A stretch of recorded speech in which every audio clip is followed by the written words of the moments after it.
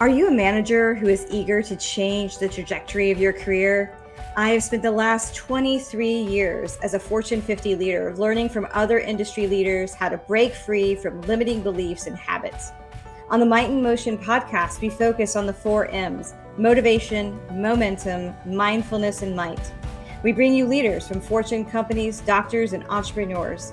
Their stories of living their own might in motion will inspire you to create your own action plan and achieve your goals. Welcome to Might in Motion. Today's episode of Might in Motion is brought to you by Pantheon FM, Fortunes Magnified. Pantheon FM is changing the world through entrepreneurship. In this community, you will find everything you need to create, amplify, and monetize your world-changing business. Join us at pantheon.community/register/LAUA. Today, I bring to you Kristen Spencer. Kristen has made her life center around her love of story. As a young girl, she turned to familiar tales anytime she needed hope. Now, she uses her storytelling superpowers to help authors and business owners as a copywriter, ghostwriter, and certified copy editor. Finding the right words isn't always easy, but with the right help and a confidence boost from Kristen, you can finally create the messaging you need to attract customers and readers who appreciate you and your unique voice. It's time to learn to make every word count. Kristen, welcome to Might in Motion. Hi, it's so good to be here. Thank you for having me. I'm excited for a variety of reasons. Number one, I love that you always have really cool glasses on. I wear glasses. Sometimes they're a little bit more funky than other days, but you always have funky glasses on, and I adore it. Actually, there's a story there. So when my business first started taking off, when I switched from like book services exclusively to working as a copywriter, I started getting a lot of traction, and it was pretty terrifying for me. And so my husband was like, okay, how's this? You need something to look forward to after you work with these clients. What if for every time a new client spends at least $5,000 with you, you get a new pair of crazy glasses? And that's how it started. And now I have all the ones I want, so I don't do that anymore. See, I adore that because I used to travel to China for work, and you could get really cheap frames there, right? And so like I would go and I'd get 5 or 6 different frames, and who cares if they lasted, only a week, because I only paid, $30-$40 for it, right? Right. I don't get to do that anymore. So there's a little bit of me. I got a little jealous. I'm like, man, she's got some funky frames, and I love it. So there's so many people that may not know exactly what a ghostwriter, copywriter does. And I love your intro, your bio about just telling a story. How did you get into doing this? And what does it mean to like just a layperson? Okay, well, let me start with what it is, and then I'll backtrack and explain how I got into this weird world, because it was definitely like a backwards way. I didn't even know about it for a long time. But so copywriting is essentially a very specific kind of writing that is meant to use sales psychology to take someone who doesn't know anything about you and make them you aware so that they know who you are, make them aware that they have a problem, and make them aware of what that problem is, because they don't always know, and then come in with your solution. So the idea is that you have a solution. You don't tell them how you get the solution, because then a lot of times they think they can do it on their own. And we all know that when we try to DIY things, it doesn't go as well as when we hire people to do it for us. Yeah, So there's something important about having an expert in your corner. right. And so copywriters who know what they're doing, because unfortunately, and it's like this in a lot of industries, anyone can say they're a copywriter. Like, actually, someone who writes social media content, that's not copywriting. Someone who's working on a nonfiction business book for you, which is something else that I do, that's not copywriting. That's ghostwriting. So there are all these different kinds of writing, and it can get confusing. I totally understand that. But the whole reason that you need someone to come in who's a messaging expert, who understands sales psychology, and who knows which stories you should tell and what things you're going to put in there based on what your ideal client is living in right now, you need someone who has this really interesting puzzle of skills.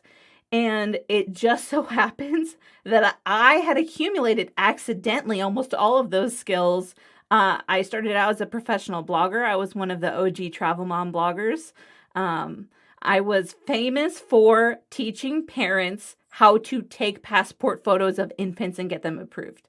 Wow, that's a niche right there. I had gotten rejected a lot. And I was like, when I finally figured it out, I was like, you know what? I'm going to post about this. And it was something that I wrote twice a week for 3 years. And I realized, hey, I can write consistently. And then some friends were like, hey, can you write a book about this thing? They wanted me to write a book about confidence. And I was like, no, what are you talking about? And they're like, well, you used to be this way and now you're this way. Like, how did that happen? Write a book about it so we can read it. And I accidentally was successful. I didn't even know. I sold over 30,000 copies of the book. I didn't know that was a big deal at all. I was like, I'm a failure because I knew people who were making 10K a month off of their Kindle books and I wasn't. And then I worked in book services. I became a certified copy editor. I would help people with fiction books. And when COVID happened, all of the clients that I had lined up disappeared. And I totally understood, right? Because you're like, I don't know what's going to happen next. Spending, upwards of $5,000 on this pet project that I've always wanted to do doesn't seem like the best decision right now. And I thought about all my friends who were making it as fiction authors independently. And all of them were copywriters on the side. Like, that's how they funded all their projects. That's how they lived. And I thought, I'm already a certified copy editor. I'm already a writer. I bet I can write for businesses. And around that same time, people had started coming up to me and asking me if I would ghostwrite their business books for them. And I had kept saying no, because I have a book that I co-wrote with my author, Maria Mudokowaki, called Write the Perfect Read the Self-Help Edition. And when people read that, they're like, can't you just write my book for me? I don't want to write it and have you edit it. Just write it. And I was like, I don't think so. I'm not the person, because I had a friend who was a ghostwriter and she was miserable all the time. And I thought that's how it would be for me. But when I lost all the business and I wanted my contractors to be able to keep working and my husband had to stop working, and we're going to get back to his story in a little bit because this ties into that. I went back to them with like open hands and an open, remorseful heart. And I was like, hey, so if I don't pay my heating bills for my building and the student housing that we invested in that's going to sit vacant for 18 months, all of our pipes are going to explode. So I would absolutely love to ghostwrite your book for you. And in my head, I'm like, I don't even know if I can do this, but I need the money. And so that's how I became a business nonfiction ghostwriter. And I can't really say who I've worked for, but I've worked for one of the biggest ghostwriting firms, the most reputable ones. And I do the unique thing of, I make sure that if you're going to have a business book, that we incorporate copywriting sales psychology into it, but without it feeling like the world's longest sales letter, because I also hate that. And I don't like to read it, so I wouldn't write it for one of my clients. So that's sort of where it started and where it is now. And at that same time, while I was doing that, things started taking off. I started buying the glasses, and my husband was like, hey, why don't you support me to go back to school to learn to be a truck driver? Wow. That's like, cool. That's a great idea. So we did that. Now he drives for Pepsi, and he used to drive for Coke. So it's just hilarious. Your house divided now. I mean, we go along. Whoever pays whoever pays the check. So. And those of you who have been listening for a while, you've probably picked up on the fact that I'm in transportation. I've had a long career in transportation, and I'm always curious. I've had other spouses of truck drivers, and I always like asking this question. Number one, what's it like to be the spouse of a truck driver? And number two, how can we as people on the road make their lives a little bit easier, or maybe at a delivery site or a pickup site? Because I'm sure your husband comes home with some complaints. What could we do better in the industry to make their lives better as being a truck driver and on the road? Yeah, so I will say as the spouse of a truck driver, like a lot of people will try to call me at like 8:30 or 9 at night. I'm asleep because I match my schedule to my husband's schedule and he wakes up at 3. So like people just tease me mercilessly for that. I don't even care. It's been great for our marriage for me to be able to match a schedule, and I get up and I work when it's quiet and all the kids are still asleep. Yeah, that's a So great advantage, actually. it's pretty great. But then, like we both have to sleep with earplugs because the kids obviously stay up later than we do. So that's what, like, if you're hanging out with someone who does like daily deliveries, know that they're not going to be able to hang out late because they have to get up super early. And Yeah. then as far as like behavior wise, like when you see them in the store and they have their push cart or they have their hand dolly, like just move out of the way. Like just it's okay. It's Yeah. all right. You don't have like they're going to be patient, but don't just stand there forever. Yeah. Because they have a crazy schedule. Like sometimes my husband will have 16 stops in a day. That's a lot of stops. Yeah. And also his major complaint is don't block the truck dock. Like, and don't block the front of the store. And when you see a truck, don't block them in. He's been blocked in so many times. Like, just be aware everything they do in that truck is so much harder than what we do in our cars because they have the trailer. They're giant. They're thinking about all these things. And so I would just say, like, just notice them and they will be so much happier. Yeah, that awareness is key, right? And treating people with respect is something that's super duper important. And some of that's just doing basic stuff like hold the door open, and or to your Right. point, move to the side of the aisle instead of being in the aisle and Yeah, if the whatnot. guy is like there and he's wearing a Pepsi shirt, don't block all the Pepsi products because he's supposed to be putting them away. Right, right. Oh my goodness. Um, What at what point, did you realize, hey, you really enjoyed it? Because you had these stories of other people hating doing the copywriting, ghostwriting, etc., and you still dove in. You're like, I'm going to take this risk. Obviously, you're back against the wall, needed the cash, etc. But at Right. what point where you're like, man, I've made a pivot, you actually enjoy it? Well, the first part that shocked me was how good at it I was.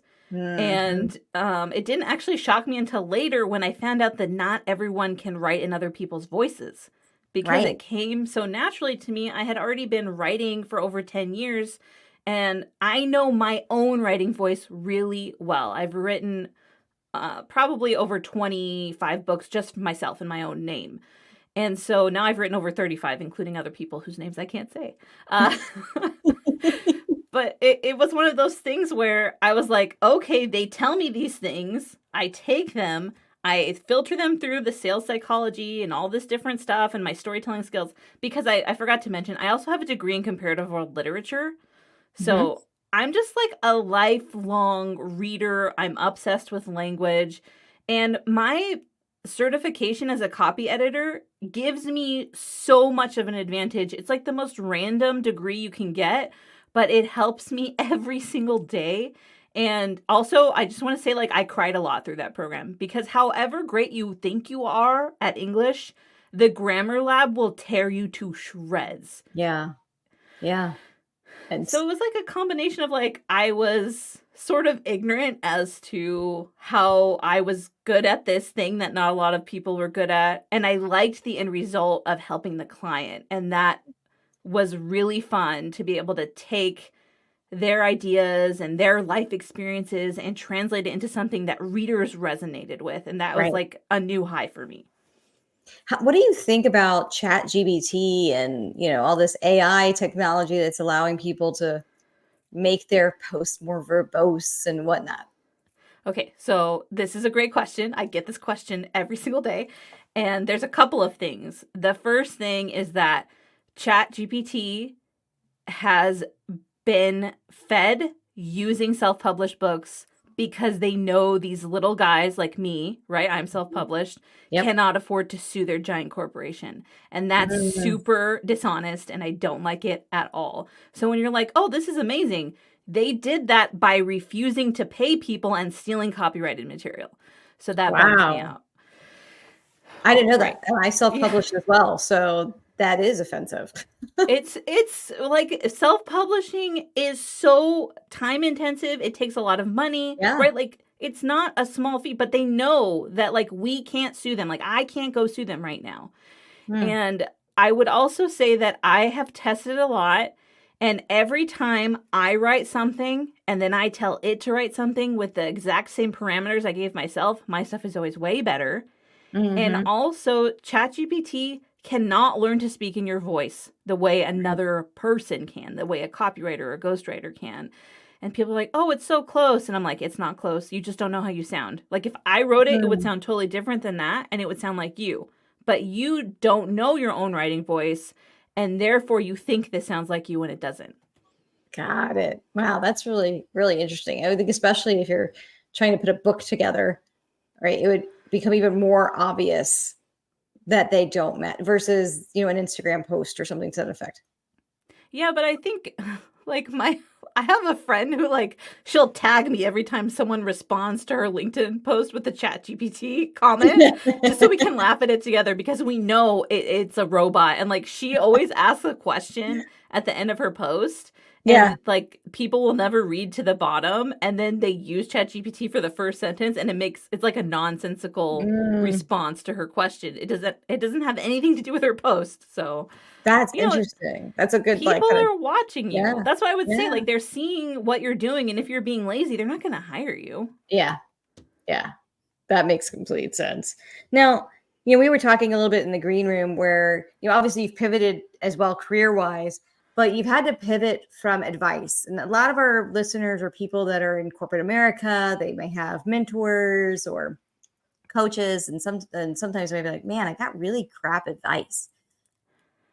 How have you reacted to when maybe you've gotten advice that wasn't the best for you? It could have been great for somebody else, but not necessarily for you in your situation. Yeah, so I'm learning. It's been a very costly lesson for me, but I'm learning that I need to trust my gut. I need Mm, to trust the years of work I have put into building my brand. And if someone gives me advice and they've just made a company $300 million, that does not mean that their advice is going to work for me. So yep. I shouldn't assume that every piece of advice is for me. I need to run it through the filter of my gut and my years of building this business. And also, like, we all have this my friend Dr. Farzana calls it a constellation of mentors, sponsors, and support. And we all have that. And like for Yeah. me, I have that in my husband. I have that in my my group, my She Has Infinite Potential. We're a DE&I group, and we have a bunch of amazing professional women. And so I could have gone to them with the advice. And I Yeah. could have said, hey, this is what someone's telling me to do. What do you think about this for me and for my business? And they probably all would have said, no, don't do that. Because when I told them after, they were like, wait, what? What are you doing? But also, Oh, there are times when I know I'm going to do something because it's right, even though it doesn't make sense to anybody else. And I definitely had one of those moments recently where I was like, I want to do this because I want to learn the system behind it. And everyone's like, what are you doing? I was like, I just want to know what they're doing behind the scenes because once I mhm. know, I can replicate it in an ethical way because that's how my brain works. Yeah. Yeah. That makes sense. I mean, it's hard, right? Well, first off, I love the fact that you talked about how if you had just run it through your own filter of did it align with your brand, but then also trusted advisors. Hmm. And everyone should have a group of trusted advisors. I'll tell you, today I actually sent an email to somebody and said, "Can you review this? Because I think it's good, but there's a little voice in the side of my head that says, ooh, maybe I didn't hit the mark with this." And guess what? I got feedback, and it was great feedback to adjust, right? Right. Everyone should have a trusted group of advisors that can help you navigate to make sure you are staying on your true path. Yes, and then, also friends who will be like, I'm going to give you advice, but I'm confident that you can make the right decision. I'm just Yeah. here for support because sometimes we need that confidence boost. Yeah. Like, I can't tell you how many times I've been talking to one of my friends, and I'm sure, it's been me too, where you're like, owning my own business is too hard. Yeah. Like, I just want to go out and get a traditional job for a little bit, which is fine. And some people totally need to do that. But every single time I've had a friend say that and we've talked it through and they decided to keep going, they like Mm, had an amazing opportunity come up that yeah. totally solidified that they were doing exactly what they should be doing. Isn't that always the case though? Like you don't realize how close you are to that pot of gold, right? And if you just don't continue to push just that little bit more. Right, but it feels like so heavy sometimes, and I think that's why we need other people not just to give us advice, but to remind us like you are doing something worthwhile. We believe in you, and you're not building nothing. Like Yeah. you have built this from nothing, and that's amazing. Yeah. I love that. I absolutely adore that. Now you're obviously a mom, a wife, you're an entrepreneur. What are some things that you do to help yourself stay sane? And I'm not a big fan of the word balance, of work-life balance, because I don't, I think there's more of like an integration or, Yeah. you have to kind of figure out how things work for you. But what are some things that you do that keeps you sane? Maybe that's the best word. Yeah, so I go for a walk every day. I do yoga at 4:30 in the morning every other morning. I wake up, like I said, my husband gets up super early, so I wake up, I read, I meditate, and then I do whatever I'm going to do, whether it's yoga or I just go down and start getting ready for work. And a lot of people will say to me, they're like, Kristen, how do you do all the things that you do? And it's because I have a system. So I Yes. know, okay, and sometimes I will even wait. Like I take a walk, but I'll wait. If I know my morning is going to be super stressful and I'm going to need that like exercise break and that boost of endorphins, I change the time that I'm going to go walk. Yeah. And this has been absolutely life changing for me. We created a meal like list, an ultimate meal list. And I Mhm. do meal planning where I order groceries online once a week and then I write down what we're having every night. And it has been a total game changer. My only regret is that I didn't listen when people told me to start doing that a year ago. Really? See, yeah, that's interesting. So you're basically like you're planning out your structure. So you already know there's a game plan. Everybody in the house knows the game plan, and so you can execute towards it. Right, and we're flexible too though. Like last night I had a migraine after I did all Mhm. my meetings. I did market research in person, which is very draining for me because I'm super introverted. Mhm. So I was like, okay, migraine. I was like, all right, oldest daughter didn't get called in for work. Can you make pancakes? And she's like, absolutely. So we had buttermilk, homemade buttermilk pancakes. I came out of my cave like a grumpy bear. I ate. We talked for a little bit and then I went back away into the darkness. But being like, there was a time in my life I had a really hard time making that pivot. I have my plan, right? Of this is what we're gonna do for dinner. And last night, I had chicken ready to go. I had already cut up the potatoes and the carrots, and I picked the green beans, and the oven's ready, and everything was ready to go in the oven. And my husband comes in, he's like, "Well, I already fed the kids." I'm like, "Okay, cool," because you literally just got home, and I was like, "All right," and he's like, "And I got us dinner." I'm like, "Okay." And so I still cooked the stuff that I already had sliced up in oil, whatever. I'm like, I'm Right. gonna go ahead and bake that. But all the meat and stuff back in the fridge, put it right back in, make that pivot, adjust, etc. But 2 years ago, I would have just lost my mind. Right. And what I've learned is like, why am I losing? Why am I using this? Why is this my battle? This is a stupid battle.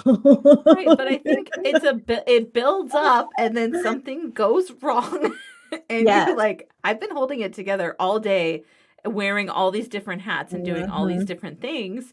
And so like the other day my son had a bad day and he came home and he was like, I had a bad day and he told me about it and he's like, I'm just going to go cry for 30 minutes. And I was like, Oh, good job. Because like we always, my mom has this saying, she's like, just let it out because you'll feel better after. yeah, yeah, So, a few days ago, I was like, I'm just gonna go cry. I'm not gonna tell anyone. That's what yeah, I'm doing. I'm just gonna like go because I knew I needed to just like have some kind of emotional release in a yes, controlled environment, yes. not later that night when something went wrong. Now, that's fantastic advice for anybody that's listening. Like, take it from us. You don't want it to come out in like the wrong way, because then you're taking it out on the wrong person. It's like you're taking Well, it out on and your kid or the dog or your husband or your wife or yeah, whatever. And you don't mean to. They're not what you're really mad about. They just happen to be the last one in a long line of things that might be pissing you off. right. And then you have to deal with that because that's a Yeah. whole nother thing of like, I have hurt you. I'm sorry. Like, let's address that hurt rather than I'm going to be, I used to tell because moms would ask me questions all the time. I tried Yeah. to write a book for mothers. I didn't publish it because I was like, who am I to be doing it? But people would ask me all the time, what do you do? Because I had 3 young kids and we were in a tiny apartment living in Europe. And I would told them, I was like, I lock myself in the bathroom for 5 minutes. I figure my kids, Yeah. the way our house is set up, they can't hurt themselves that badly in 5 minutes. And I do whatever mental gymnastics I need to get through the rest of the day. They're like, do you really do that? I was like, why would I say that I do? Like, literally, that's Right. what I do. It helps me. Right. No, that's fantastic. And I'm sure, my mom who's going to listen to this she's going to be like, I remember locking myself in the bathroom and you, Mariana, would come knocking and banging on the door because you weren't done with the argument. My kids would do that. I would just be like, I'm having alone time in the bathroom. Like, trust me, you don't want me to come out right now. Exactly. Like, I'm doing this for both of us. So I want to get back to the copywriting. Who are your ideal clients? So if somebody's listening and they're like, man, I really want to write that book, or I'm looking for help in this. Who are your ideal clients that you work with? So I'm looking for people who are slightly contrarian, who are super smart and they know it, but they're a little bit nervous about how smart they are. Ooh, okay. So I come alongside and I'm like, okay, what do you really want to do? Because I'm also an offer creation specialist. That Mhm. was just a piece that was really missing for me as a copywriter because I write best when I'm writing toward a specific offer. So I geeked out on that for 6 months and figured out how to do that. So I would say if you know that you're really good at what you do, but you get nervous when you're talking about it, or you know that you're just not talking about it as well as you'd like to with as much confidence or clarity as you could have, I would love to help you out. And if you're in that stage of my business is doing great, I want to increase my impact and my influence, and I want a $25,000 offer, come to me. I will write the book for you in your voice that points to that offer so that you will see every cent of your ROI when you work with me, and no other ghostwriter does that. I love it. I love it. So I'm going to pop up on the screen how people can reach you, right? And so we've got your website. So literally, I'm not going to be able to say it It's today. okay. You say Literary it. symmetry. I'm tongue tied. It's been a long day of nonstop meetings in my world. Is that the best way to just go to your website and all your contact information is there? Or should people hit you up on LinkedIn at Kristinspencerwriter? I'm pretty active on LinkedIn. So if you hit me up on there, I'm going to see it. I check in the morning and I check in before I quit my day. So, but yeah, if you want to go to literarysymmetry.com, you can actually, if you go to literarysymmetry.com/more, Mm-hmm. you will see a bunch of cool complimentary stuff from me. Like Awesome. I try to give you everything that you need aside from hiring me so that you can succeed. I love it. I love it. Now I wrote down lots of notes. So some of the things that I wrote down that I personally took away was number one was trust your gut to ensure your brand stays about you. And I think this is for if you're in corporate America and you're thinking about a job change or whatever, really use that as being a litmus test of does this fit what you're really looking for, what you want to do. You also talk about rewarding your success, and I love that, the glasses, right? So you had a big sale, you did something really big, you rewarded yourself with purchasing glasses. I've done this personally on a fitness journey where it's like, oh, if I meet this goal, I'm going to get a new pair of tennis shoes, or I'm going to get like a fancy pair of leggings or whatever, right? So I love having that motivation at the end. Having an expert in your corner is important. And you talk about having like a constellation of support. So you could be one of the stars in somebody's constellation of support by helping give them voice on what they maybe want to write, which leads to their big ticket offer. And then from a personal standpoint, because I love weaving these things in, it's something that resonates with me, which is around you're a wife and you actually mirror your schedule to your husband's, so that you're up in the morning with him, and then that ends up allowing you to leverage time that's uninterrupted to focus on you, your self-health, your well-being, and move your career along, which I think is fantastic. So those are some of the nuggets, things that I wrote down that I just think was really special about our chat today. And Kristen, thank you for joining us on Might in Motion, telling us your story. And for those of you listening, if this is something you're like, man, I've always wanted to write a book, she's your gal. Like, that's who you need to go to get your story told. So thank you so much. Thank you. It was amazing being on here. I appreciated all of your questions. And yeah, I just love this show. I love your mission. I support you 100%. Thank you for tuning into Might in Motion. If you learned something about motivation, momentum, mindfulness, or might, please like, comment, and share. Thank you.